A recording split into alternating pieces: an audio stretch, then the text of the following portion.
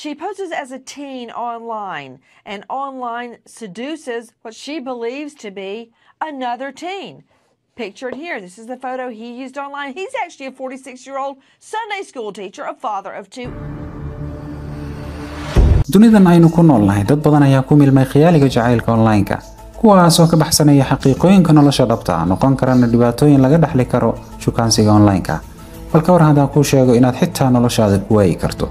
kusoo dhawaada kiiska jacaylka ee online-ka kaasoo isku bedelay dhimasho aan la mahdin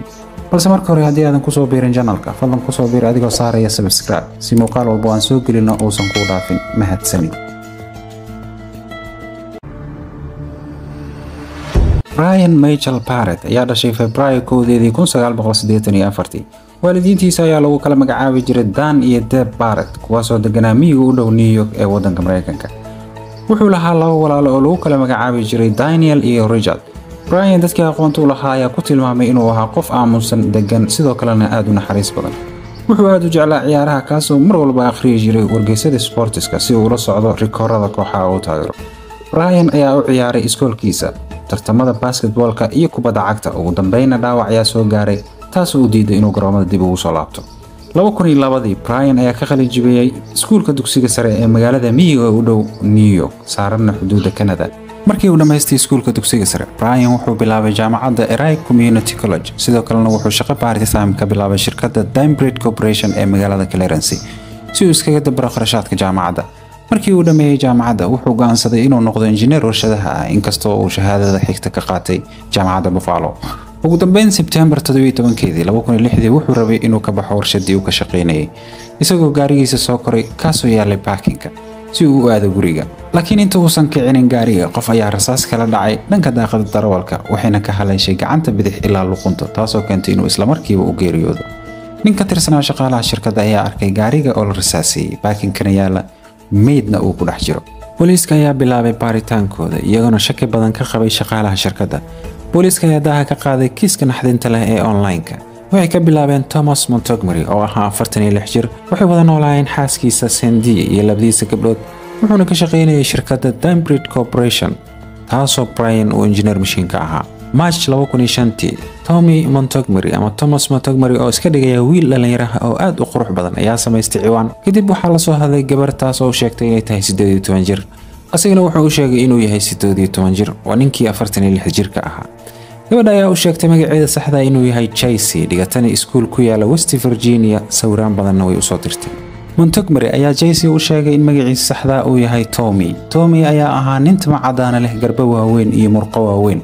dhabarka iyo lugta midigna ay xabada kaga yaalaan taasoo ay ku dhaceen waqtigii uu ciidanka ka tirsanaa Montgomery ayaa u diray sawiro 30 sano ka hor ah uu wato dareeska booliiska markii uu ka tirsanaa ciidamada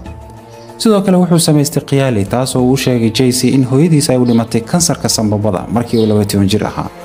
aabihiisna uu ka tirsanaa ciidamada Mareykanka ee loo diray Ciraaq halkaas oo uu ku soo dhintay si kastaba ha ahaatee sheekada ayaa u hirgashay una suura gashay inuu ku soo jiito JC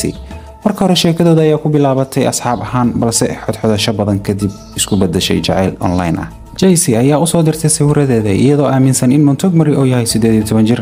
qaar ka mid ah sawiradaas ayaa ahaa kuwa Montgomery dareen ahaan aad u kicinayay muddo kadib xiriirkooda ayaa sii kobcay iyagoo xitaa gaaray inay wadaagaan galmo internetka gudihiisa Tommy iyo JC ayaa bilaabay inay hadiyado isku diraan sida taleefanno iyo warqado jacayl sidoo kale Tommy ayaa boostada u dhigay JC laba kastoom oo casaan ah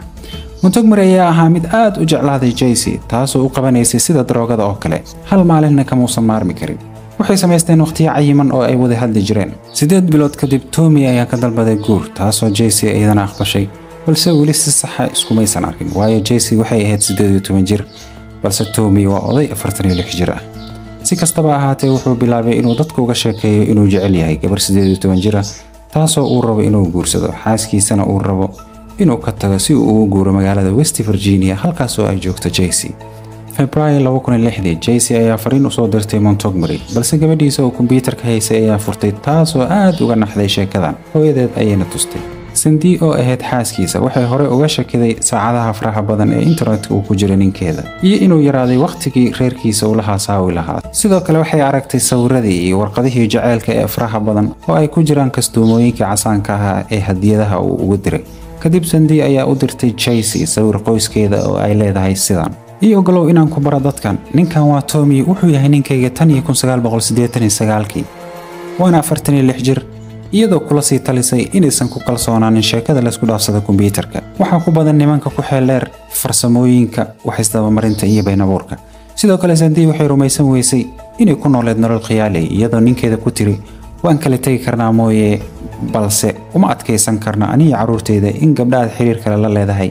hadiyadana kuugu soo diraan boostada maahan wax la aqbali karo. Jaycee ayaa isla markiiba joojisay xiriirkii kala dhaxeeyay Montgomery iyadoo ku tilmaamtay beenaale una sheegtay inay nacab tahay. Jaycee ayaa go'aansatay inay ka argoosato Tony. Waxay la xiriirtay xaruntii oo ka shaqeynayay taas oo ay ku baratay Brian, waana wiilkii la dilay. waqti badan kumaysan qaadan Jaycee in jacayl balaaran ay ku beerto Brian, welina sheekada waa internetka oo kaliya. Jaycee ayaa u dirtay Brian sawirradii ay hore ugu dirtay Montgomery, laakiin Brian oo aan sheekada waxba kala socon ayaa jacayl xadaaf u qaaday Jaycee isagoo ku faanaya jacaylkiisa cusub taas oo ay ku baahiyeen internetka si public ah. Montgomery ayaa aad uga carooday arrintan. dhowr maalmood gudahood noloshiisa ayaa walaac badan ku abuurmay. Jaycee oo xiriir la leh Brian ayaa aad uga masiirsiisa Montgomery taas oo baraha bulshada soo gelisa ammaan ay amaanayso Brian. markale ay dib ula soo xiriirtay Montgomery waxayna u sheegtay in Brian kaliya ay iskala joogtay ayna rabtayna inay ka masiirsiiso, balse Montgomery ayaa aqbalay mar kale waayo uu jeclaa oo waxay ahayd riyadiisa. Jaycee ayaa sii waday xiriirkii Brian, balse Montgomery ayaa ogaaday kadib Jaycee ayuu hanjabaad u soo diray isagoo leh Brian wuu dhiban doonaa hadduu ka hari waayo. Brian iyo Jaycee ayaa go'aansaday inay kulmaan. Brian ayaana aaday North Carolina markii uu soo laabtay iyuuna rabay inuu soo maro, balse Jaycee ayaa joojisay kulankoodii daqiiqadii ugu dambeeyay. shaqada ayuuna dib iskaga soo laabtay, balse baarayaasha ayaa helay cadeymahan oo idil iyagoo mid u wareysanaya shaqaalaha shirkadda. Brian intaan la dilin ka hor Montgomery ayaa shaqaalaha qayb ka mid ah weydiiyay waqtiyada rasmiga uu baxo taas oo uu rabay inuu helo fursad uu ku dilo. saraakiisha booliiska ayaa gaaray guriga Montgomery si ay u soo xiraan iyagoo ka shakisan inuu baxsado, suurtagalna ay tahay inuu qorsheynayo inuu waxyeeleeyo Jaycee. sidoo kale booliiska West Virginia ayaa gaaray guriga Jaycee balse guriga maysan joogin, halka Jaycee hooyadeed Mary Sheller oo 45 jir ah albaabka ka furtay booliiska. booliiska ayaa Mary u sheegay xaaladda jirta iyo dhammaan waxa dhacay, balse booliiska ayaa rumaysan waayay waxa ay u sheegtay. khiyaaliga online-ka ayaa noqday midba kale inuu ku sii dhiibayo. Mary oo hooyada Jaycee ayaa booliiska u sheegtay in Montgomery iyo Brian midkoodna weligood aysan la hadlin Jaycee.